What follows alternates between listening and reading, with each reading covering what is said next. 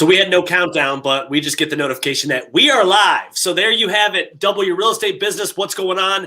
Happy second week in March. First of all, thank you for all the participation last week. I got a lot of good little notes and stuff because we're starting this month of March as strictly listings. And so I got the first on this side affiliate corner member right here. He's the president, the CEO of Affiliates Corners now of W Real Estate Business, Mr. Michael Meyer from Cross Country Mortgage. What's up, dude? Hey man, how you doing? I got to try and match your energy, dude. You're on fire right now, but I'm excited to be here. This is the most professional backdrop on a live promo I've had going, so I feel like I'm important. You and me both. So here's the deal.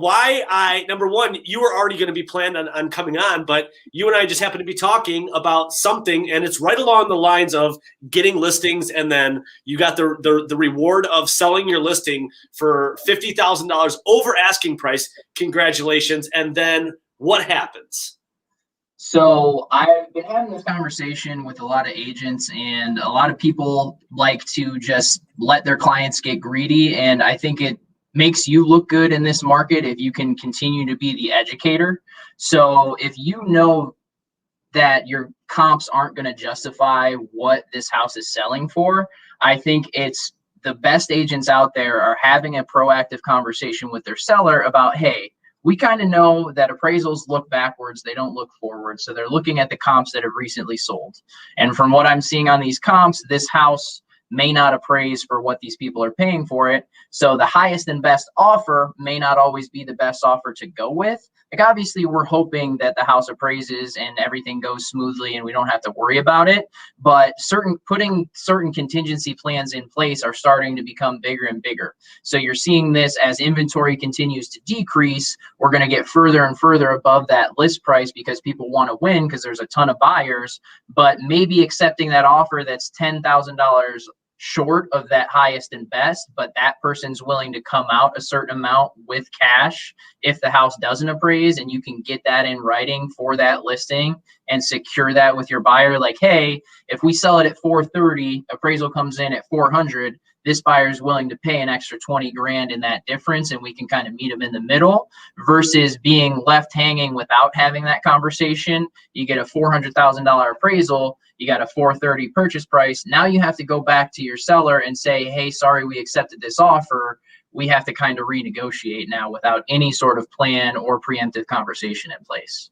Yep. And so there's that risk reward in everything. There's a risk reward in taking the highest offer. There's a risk reward in now all of a sudden we get, you accept 3 different offers, you get 3 different appraisers, you're going to get 3 different numbers, but it's the contingency plan. If you're able to lock that up, that wins every time, because truthfully, the appraisals are going to come back pretty aligned, okay, within X dollars of each other or X thousands of dollars. So therefore now it's the contingency, that buffer that will put the most amount of money in your seller's pocket. So, and we see it, why we were talking about it, because we have a client that the exact same thing just happened.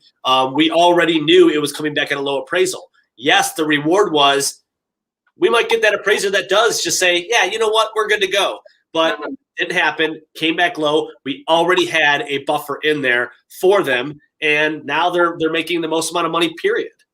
Exactly. And I think I got to preface this. I'm a lender, so I'm never going to come to you as the agent and say like, hey, you're offering way too much on this house, or why did you accept this offer? It's not my place to say that.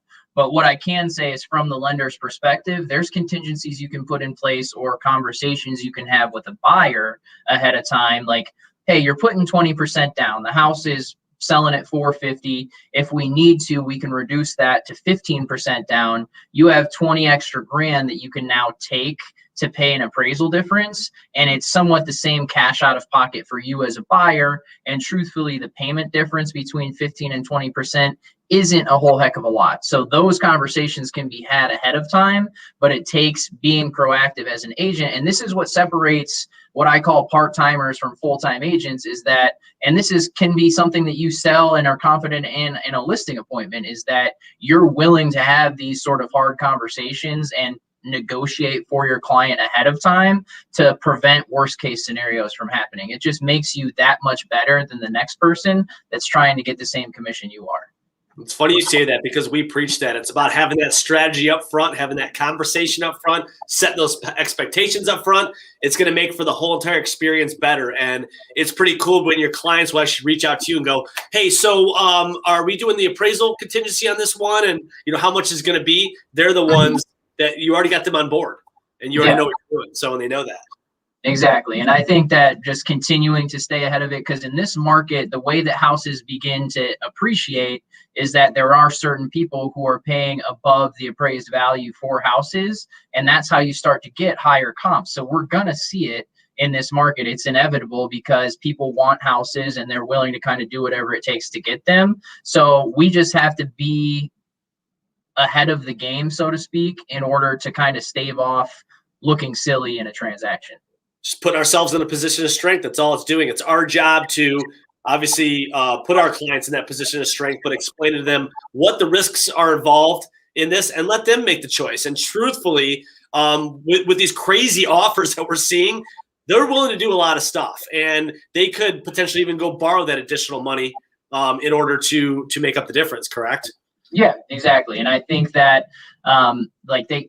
they could even get a gift to make up the difference. So that gift money has to go towards their down payment, but that leaves them room to take cash out of their own pocket and pay the appraisal difference. So there's definitely strategies that we can go to when short appraisals come. We want to avoid them at all costs, and it's not something that we plan for all the time. But I think as this market continues to go the way it's going and inventory continues to decrease, we have to be ready for it. And that's what it's all about.